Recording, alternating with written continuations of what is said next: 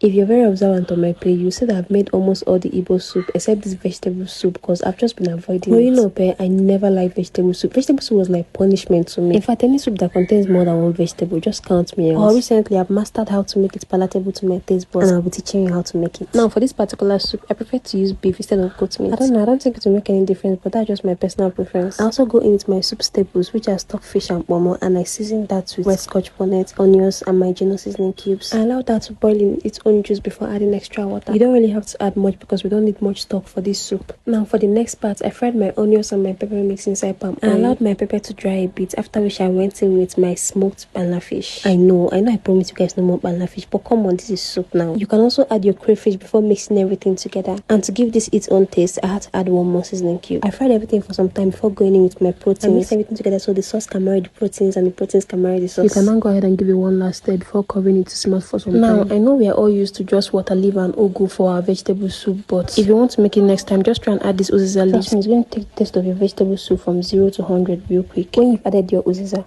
add the remaining half of your crayfish and mix that together. After which you can now go ahead and add your thinly diced water leaf. You will give this another good stir and cover it to cook. See, if you want to get this vegetable soup correctly, you have to follow this thing step by step, like exactly the way I'm explaining it. But if there's another way your grandma or your village people used to cook it, then you can go ahead and do that. The choice is yours. While the water leaf is cooking down, you can now add a little bit of your meat stock and mix everything together again. Now the last part is your ugu leaves, your thinly diced ugu leaves. Once you add this, you don't need to leave it on the fire for too long again. Just 2-3 minutes, you turn off your gas. If you guys observe very well, you will notice that there's a lot of mixing in this food. You have to mix everything thoroughly so the ingredients can cooperate with each other. And voila, your vegetable soup is ready. I would highly recommend pairing this with semovita or fufu. Let me know if you were trying this. See you guys in my next video. Bye.